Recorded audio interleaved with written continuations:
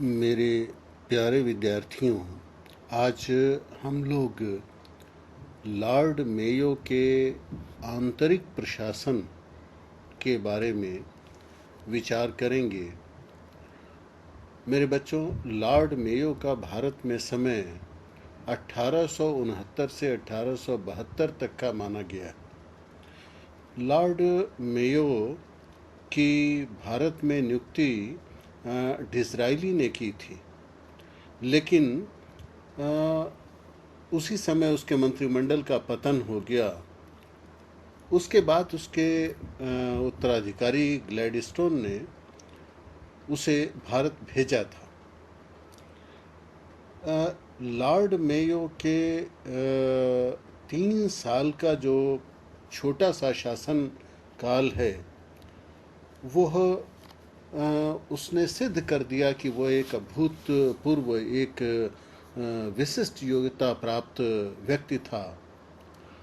12 जनवरी 1869 को वह भारत का वायसराय नियुक्त हुआ, लेकिन उसके सामने बड़ी बड़ी समस्याएं थीं। जो सबसे बड़ी समस्या थी उन परिस्थितियों में, वो थी आर्थिक। और मेरे बच्चों,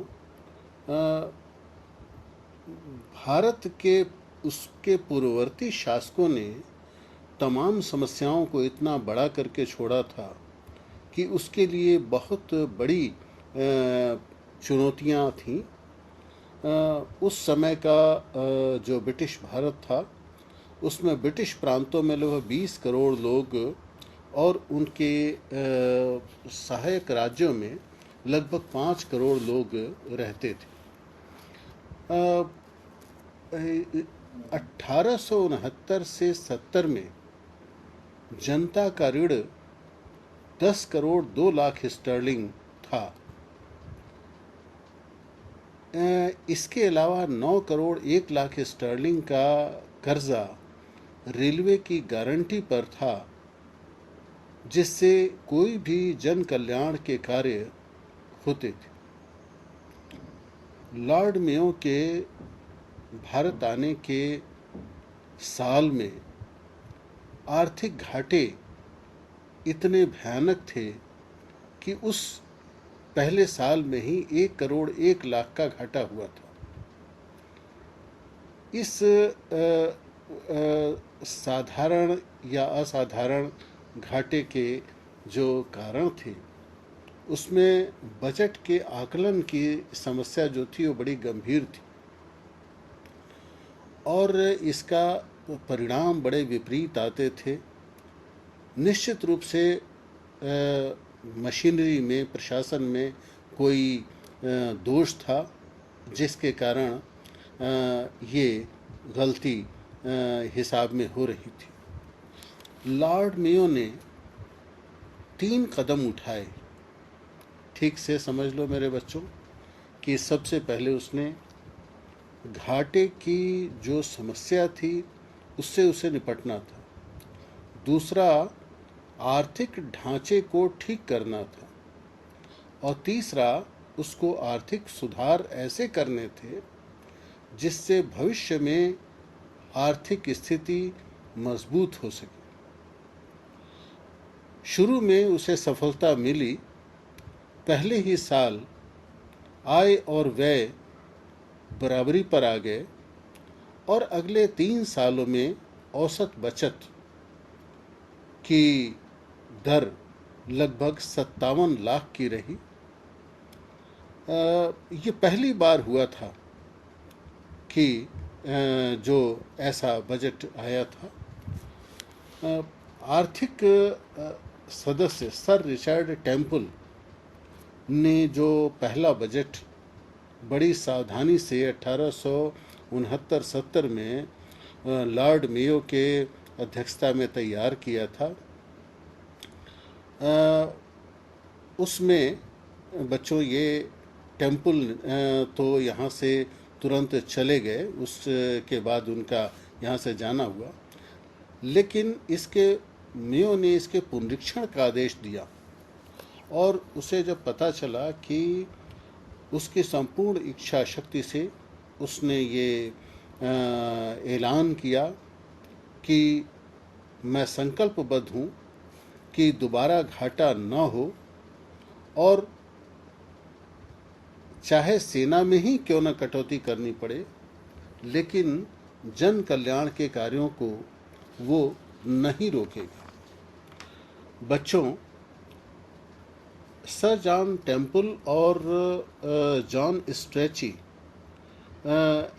की मदद से उसने जो निश्चय किया, पहला तो उसने इंतज़ार करने की कि घाटे को कैसे पूरा किया जाए और क्यों न उस स्थायी जो परेशानी थी उसको समाप्त ही कर दिया जाए।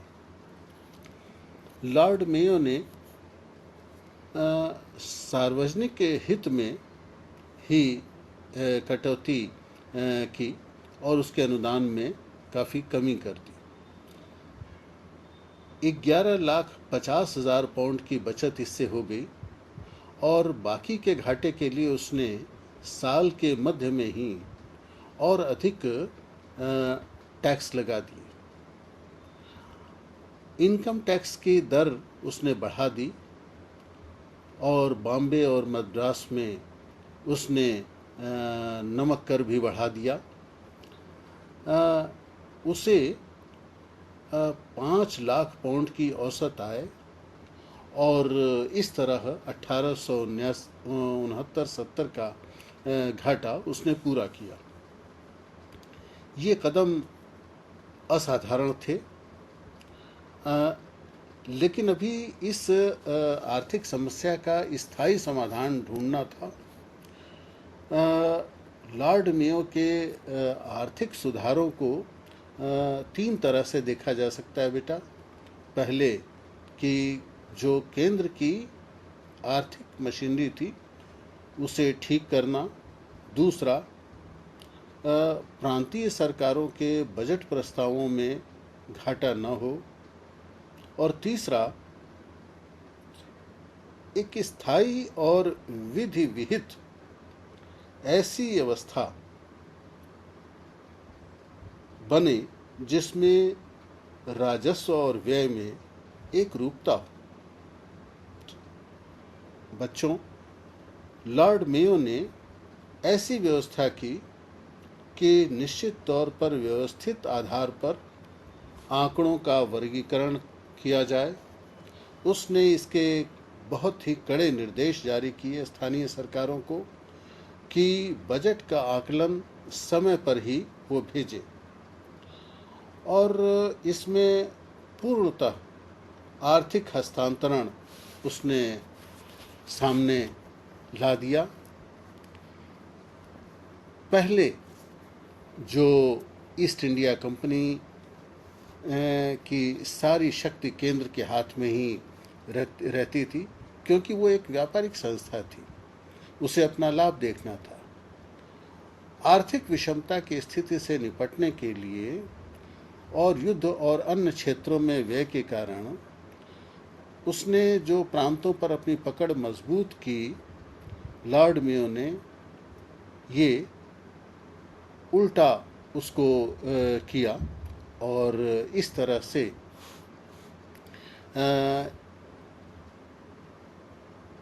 जॉन स्ट्रेची ने लिखा था कि ब्रिटिश भारत के हर प्रांतों का राजस्व एक खाते का धन माना जाए, जिसमें व्यय काउंसिल में गवर्नर जनरल द्वारा ही अधिकृत किया जा सकता था।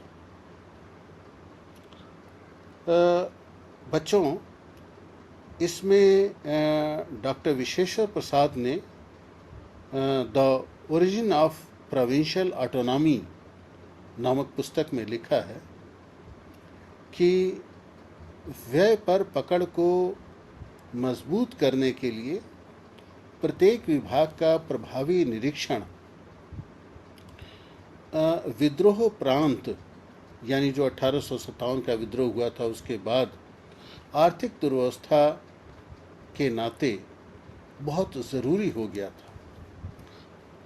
साम्राज्य की आर्थिक दुर्दशा जो है वो केंद्र की ही उसका उत्तरदायी था, और प्रशासन की आवश्यकताएं आए दिन बढ़ती गई थीं।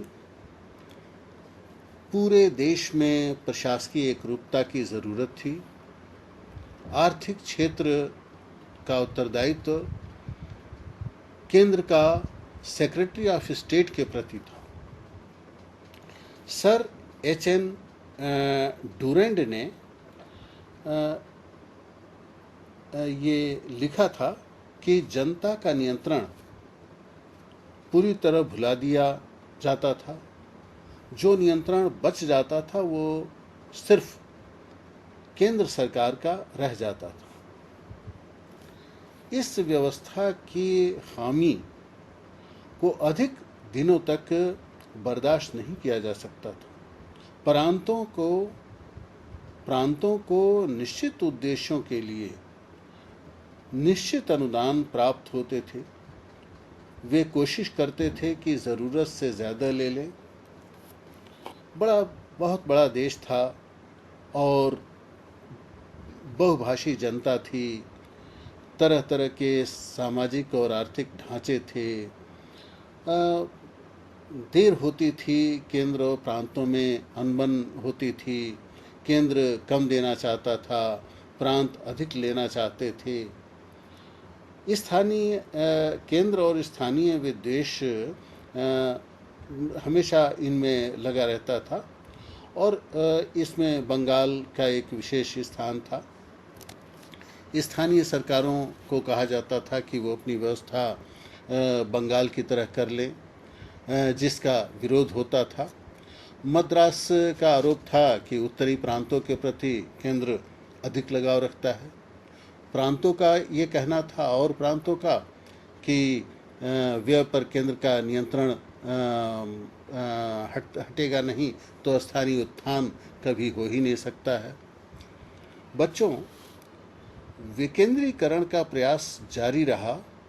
विल्सन, लैग और सर जॉन स्ट्रेची ने इसमें बड़ी भूमिका अदा की। 1870 में लॉर्ड मेयो ने इस दिशा में जो काम किए, उसने गवर्नमेंट ऑफ इंडिया के प्रस्ताव जो घोषित हुए कि जहाँ तक संभव हो प्रशासकीय विकास के लिए धन की ज़रूरत हो, उसी अधिकारी के हाथ में होना चाहिए जिसका तात्कालिक उस कार्य में उसे पूरा करना हो। इसलिए प्रांतों को अधिकार ट्रांसफ़र किए जाएं। प्रांतों को कुछ क्षेत्रों में व्यय का अधिकार दिया जाए, जैसे पुलिस, शिक्षा, जेल, रजिस्ट्रेशन, छपाई, सड़कें, चिकित्सा सेवाएं और गैर फौजी सार्वजनिक विकास के जो कार्य थे। इन कदमों को उठाकर गवर्नर जनरल को ये उम्मीद थी कि स्थानीय सरकारें अपने सुधार के कामों में गंभीर हो जाएंगी। म्यूनिसिपल जो संस्थाएं थीं वो जनता की इच्छा के अनुसार मजबूत होंगी और यूरोपियों और भारतीयों के बीच में एक संपर्क में बढ़ावा मिलेगा। ये आशाएं कुछ सीमा तक ज़रूर पूरी हुई। सेक्रेटरी ऑफ स्टेट ने इस योजना को स्वीकृति दे दी, लेकिन उसने कहा कि ये व्यवस्था केवल प्रायोगिक है। 1870-71 के साल में आधार पर ही अनुदान दिए गए, जो एक आर्थिक कठिनाई का वर्ष था। व्यवस्था में हर प्रांत को आय बढ़ाने के लिए नए टैक्स लगाने पड़े। सर जॉन ट्रेवेलियन ने लिखा था कि स्थानीय सरकार को सौंपी जाने वाली सेवाओं और केंद्र द्वारा अपने पास रखी जाने वाली सेवाओं में कोई आत्म संयमित सिद्धांत का प्राविधान नहीं किया गया था, जबकि एक के पास फायदे की स्थिति थी तो दूसरे के पास घाटे के अलावा कोई रास्ता नहीं था। नई योजना के कई लाभ थे। आर्थिक विकेंद्रीकरण बहुत ऊंचाई पर पहुंच चुका था। लॉर्ड मेयो के आर्थिक सुधारों का तीसरा एक ये भी पहलू है कि व्यय और राजस्व के सामंजस्य से संबंधित है। फिजूल खर्ची को रोक करके बिना ज़रूरत के लोगों को उसने नौकरी से हटाना शुरू किया और कुछ नए टैक्सेस लगाए। खर्च के हर मद की ठीक से उसने जांच पड़ताल की और उसके निम्नतम सीमा तक गया। व्यय की पूर्ति इनकम टैक्स के अलावा राजस्व से की गई, जिसे लॉर्ड लॉरेंस पहले ही प्रस्तावित कर चुका था। उसे लॉर्ड मेयो ने एज इट इज़ उसी तरह से लागू किया। कुछ प्रांतों में बच्चों उसने नमक कर समान कर दिया। फल ये हुआ कि 3 वर्ष के शासन में W. हंटर ने द अर्ल ऑफ मेयो नाम की पुस्तक में लिखा है कि 3 साल के उसके शासनकाल में औसत जो उसका समय था 1868 से 79 में जो 10 लाख से कम राजस्व था, दूसरी तरफ व्यय का औसत उसका 1 वर्ष में 50 लाख कम था। भारत सरकार के आर्थिक सचिव ने उसके सुधारों की चर्चा करते हुए कहा था कि उसने गंभीर घाटा उत्तराधिकार में पाया था और पर्याप्त मुनाफे में इसे बदल दिया। लेकिन उसने स्थानीय सरकार को सौहार्द से काम करने की स्थिति में ला खड़ा किया। लॉर्ड मेयो के दूसरे सुधारों में सैन्य सुधार भी माने जाते हैं, क्योंकि जब उसने नौकरियां कम करनी शुरू की तो उसने अलग अलग रेजिमेंटों में एक में मिलाने की बात की। इस मद में 5,91,440 पाउंड की उसने बचत की। सेना को बेहतर अस्त्र प्रदान किए गए और उसने इसके लिए पूरे भारत की लगभग 21,763 मील की यात्रा उसने खुद की स्वयं, ताकि उसे अपने स्वयं पता चल सके। अपने सिद्धांतों को लागू किया उसने कि निर्माण के पहले धन की व्यवस्था की जाए। उसने रेलवे के काम को, सिंचाई की व्यवस्था को, दुर्भिक्ष के समय जनता की रक्षा की जो है उसने कोशिश की। जो प्राइवेट कंपनियां रेलवे में घाटा करती थी, ड्यूक ऑफ अर्गिल ने इस बात पर इशारा किया था कि लाभ की सारी आशा जो है वो धूमिल हो जाती थी और 1 मील के रेल के निर्माण में 17,000 पाउंड खर्च होता था। लॉर्ड मेयो ने इसे घटा करके प्रति मील जो भारी कटौती की रेल के निर्माण में, और उसने सिंचाई के लिए जो गंग नहर की योजना को बढ़ावा दिया। ये काम उसने अलीगढ़ से शुरू किया, जहाँ से इलाहाबाद और फतेहगढ़ के दोआब के क्षेत्र की सिंचाई होनी थी। शारदा नहर की को बनवाया। पश्चिमी रोहिलखंड में गंगा की नहरें निकाली गईं। लोअर यमुना की नहरें निकली। जमुना के पानी से दिल्ली के पश्चिम की सिंचाई की योजना बनी। सेक्रेटरी ऑफ स्टेट ने इसे माना और इसी तरह गोदावरी और सोन नदियों में भी कोशिशें की गईं और सार्वजनिक उपयोग के लिए दूसरे प्रांतों में भी काफ़ी आगे बढ़कर उसने काम किया। शिक्षा के क्षेत्र में जो निष्पंदन का सिद्धांत था उसे पसंद नहीं था। उसने पूरी तरह ध्यान दिया कि शिक्षा को जनता तक पहुंचाया जाए। लॉर्ड मेयो ने इस बात पर जोर दिया कि प्रांतीय शिक्षा देशी और ग्रामीण स्कूलों से जुड़ी होनी चाहिए और उसने मुसलमानों के लिए भी विशेष सुविधाएं शिक्षा में शुरू की। उसने जो देशी राजा थे उनके बच्चों को लिए विशेष व्यवस्था की कि वो अंग्रेज़ों के साथ पढ़ सकें ताकि वो अच्छा कार्य कर सके। बच्चों, आपने नाम सुना होगा अजमेर के मेयो कॉलेज का। ये उसी लिए स्थापित किया गया जहां राजपूताना के राजाओं के बच्चे पढ़ते थे और उससे वो उनकी दक्षता बढ़े कि वो प्रजा के प्रति जिम्मेदार हो सके। लॉर्ड मेयो के समय में ही भारत में पहली बार जनगणना हुई। स्टैटिस्टिकल सर्वे ऑफ इंडिया का गठन किया गया।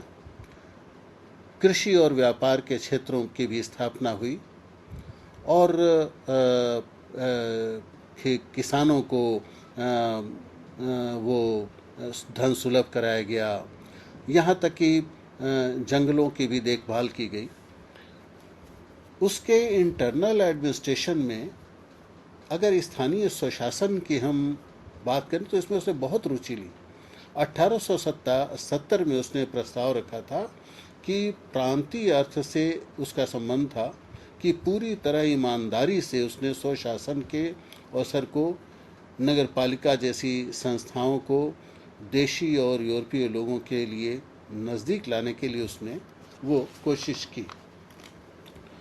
बच्चों, रूरल बोर्ड तो पहले से चला आ रहा था। ये व्यवस्था बहुत पुरानी तमाम स्थानों पर थी, बॉम्बे में, बंगाल में, जहाँ कलेक्टर व्यवस्था करता था। लेकिन लॉर्ड मेयो ने 1870 में जो एक नया प्रस्ताव बनाया कि सफाई और मेडिकल की जो सुविधा थी, शिक्षा की जो सुविधा थी, इस पर जोर दिया। सरकारी स्थानीय संस्थाओं, स्थानीय करों के द्वारा होनी चाहिए थी। प्रांतीय सरकारों के इसमें पहल करना चाहिए था। चुंगियाँ वैधानिक हो गईं। उसने पूरे देश में ज़िला समितियां बनाई जैसे बॉम्बे प्रेसिडेंसी में थी और बंगाल लेजिस्लेटिव काउंसिल में भारतीय जो सदस्य थे उन्होंने स्थानीय करों का विरोध किया था। लेकिन बच्चों, पहली बार रूरल बोर्ड की रचना की गई और निश्चित वैधानिक कदम उठाए गए।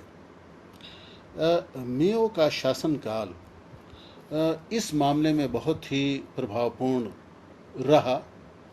1872 में बॉम्बे म्यूनिसिपल एक्ट जो बना, मेरे बच्चों, नगरीय प्रशासन के लिए बहुत दिनों तक इससे लोगों को प्रेरणा मिली और ये आप जानते हो कि फिरोज शाह मेहता के नेतृत्व में उदारवादियों ने इसमें परिवर्तन की एक बड़ी मांग की थी और ये बॉम्बे म्यूनिसिपल कॉरपोरेशन में सदस्यों की संख्या घटा करके उसने 64 कर दी।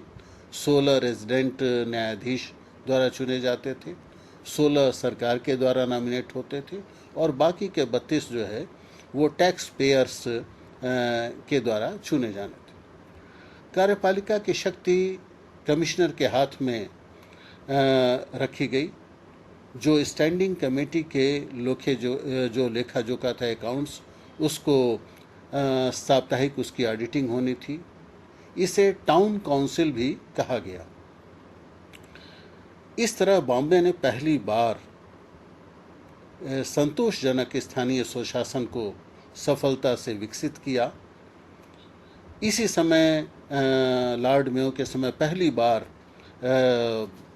भारत के जो हुक्मरां थे ब्रिटेन के, उनका राजकुमार prince his royal highness Edinburgh के ड्यूक का आगमन हुआ। और ये हंटर ने लिखा है कि भारतीय जनता ने जिस स्वामी भक्ति से उसका स्वागत किया वो ऐतिहासिक था और देखने योग्य था। भारतीय राजाओं से लॉर्ड मेयो के संबंधों में बहुत सुधार हुआ और बच्चों वो चाहता था कि ईमानदारी से इस बात को कि जो यहाँ के राजा थे उसने उनसे कहा कि आप अपने क्षेत्र में अच्छा शासन करिए, न्यायशील और दयालु बनिए और इस तरह से आप ब्रिटिश सरकार के निकट आ सकते हैं। उसने 4 सिद्धांत लागू किए कि देशी रियासतों को हड़प नहीं करना है, जनता के लिए उसे लगातार उत्तरदायित्व बनाने की कोशिश करनी है, अगर राजा ठीक से शासन नहीं करता है तो उसके राज्य में उसने हस्तक्षेप नहीं किया, लेकिन उसने उनको उत्तरदायित्व की भावना के लिए प्रेरणा दी, चेष्टा की, कोशिश की। काठियावाड़ में ख़राब शासन था, अलवर में ख़राब शासन था, तो उसने उसमें इंटरफियर नहीं किया, लेकिन बड़ी कोशिश की कि उन्हें सुधारा जाए। भोपाल का शासन बहुत अच्छा था, अजमेर का शासन बहुत अच्छा था, तो उसने जो है वो, आप जानते हो अभी मैंने जिक्र किया था कि मेयो कॉलेज की ऐतिहासिक स्थापना की। बच्चों, लॉर्ड मेयो के समय में ये वो एक उल्लेख आता है कि उस समय उसके आंतरिक प्रशासन में जो खामियां थीं, जो कठोरता थी, उसके खिलाफ भारत में 2 बड़े आंदोलन हुए जिनका इतिहास में अक्सर उल्लेख होता है और उसके आंतरिक प्रशासन को इसके जिम्मेदार माना जाता है। एक आंदोलन था वहाबी आंदोलन कहते हैं, जिसका रायबरेली से शुरुआत थी। सैयद अहमद नाम के एक व्यक्ति ने, जो अरब के प्रसिद्ध वहाबी आंदोलन से प्रभावित था और भारत की पश्चिमोत्तर सीमा की तरफ उसके जो समर्थक थे वो सक्रिय थे। लेकिन कहा भी जाता है कि जो ये उससे जो वहाबी आंदोलन के लोग थे वो इतने ज़्यादा वो बढ़ गए और उन्होंने इतना ज़्यादा यहाँ पर अपनी गतिविधियाँ शुरू कर दी और 1869 से 1871 के बीच में जो उनके लिए दंडात्मक कार्रवाइयाँ मेयो ने की, उसके खिलाफ कलकत्ता के एक न्यायाधीश नॉर्मन को उसने जो एक उसके सामने एक बंदी नेता अमीर खां की जो केस चल रहा था उसकी मर्डर कर दिया गया और ये सीधे सीधे वहाबियों ने ये खून किया था। और ये भी शुभा किया जाता है कि लॉर्ड मेयो का मर्डर भी जो हुआ था वो शायद वहाबी आंदोलन कारियों द्वारा ही था, जिन्होंने उसकी नीतियों के खिलाफ काफ़ी वो किया। उसी समय पंजाब में कूका आंदोलन जो ब्रिटिश साम्राज्य के खिलाफ था, इसकी शुरुआत तो बहुत पहले हुई थी, जो जिन्हें नामधारी भी कहा जाता है, और इनका जो गुरु राम सिंह था वो उसने काफ़ी जो है वो आगे बढ़कर काम करना शुरू कर दिया था और बड़े शान से रहता था। उसके सूबा, उसके चारों तरफ घुड़सवार रहते थे सफ़ेद कपड़ों में। उसने तो रूसी तुर्किस्तान के गवर्नर से भी पत्राचार शुरू कर दिया था और उन्हें लिखा था कि हमारे पास इतने जो है वो क्या कहते हैं कूका लोग हैं। 1868 में एक रिपोर्ट आई कि कूका आंदोलन लगभग ख़त्म हो रहा है, लेकिन कूका जो है वो तेज़ी से बढ़ने लगी और 1869 में मुक्तसर में उन्होंने कूका विद्रोह कर दिया। अम्बाला के डिप्टी कमिश्नर ने भी ये माना था कि वो सिख हुकूमत की वापसी चाहते थे और ब्रिटिशों के घोर विरोधी थे। 1871 में बच्चों फिरोजपुर में कूकाओं का एक सम्मेलन हुआ जहां वो दो हिस्से में बट गए, लेकिन वहां एक दंगा हो गया और वहां हिंसा फैल गई। और ऐसे में जो है वो 1872 में इस गंभीर विद्रोह को जो भड़क चुका था, तो वहाँ पर भेनी गांव से ये फैला और इसमें ये मलेरकोटला तक उनके हमले हुए। ब्रिटिश अधिकारियों ने उनको गिरफ्तार कर लिया। लगभग 49 कूका नेताओं को सजाए मौत दी गई और राम सिंह को बर्मा के लिए रंगून देश निकाला करके भेज दिया गया। कुकाओं में जो 1871 में इनकी संख्या जो पता चलती है वो लगभग रतन सिंह, ज्ञानी रतन सिंह ने ये रहस्य बताया था कि लगभग 10 लाख कूका उस समय सक्रिय थे। बाद में उनके उत्तराधिकारियों का धीरे धीरे पतन हो गया, लेकिन वो एक अपने। तो मेरे बच्चों, हम आपको ये बताना चाहेंगे कि लॉर्ड मेयो का जो 3 साल का शासनकाल था 1869 से 1872 का, वो एक बहुत ही दयालु व्यक्ति था। उसने अपने वादों को निभाया और ये सिद्ध कर दिया कि वो भारतीय जनता का शुभचिंतक था। देशी राजाओं के प्रति उसके हृदय में आदर था और जब उसकी हत्या के बाद उसकी लाश को पानी के जहाज़ से इंग्लैंड भेजा गया, तो वहाँ के लोगों ने, जो कभी वहाँ के अखबारों ने डिज़रायली द्वारा उसके नियुक्ति की बड़ी आलोचना की थी कि वो गुमनाम आदमी था, वहाँ के अखबारों में बड़ी लंबी लंबी कविताएं उसके प्रशंसा में प्रकाशित हुई कि उसने भारत में एक ब्रिटिश हुकूमत के स्वर्णिम पृष्ठों का निर्माण किया। इस तरह से लॉर्ड मेयो के आंतरिक प्रशासन पर हमने दृष्टि डाली। धन्यवाद।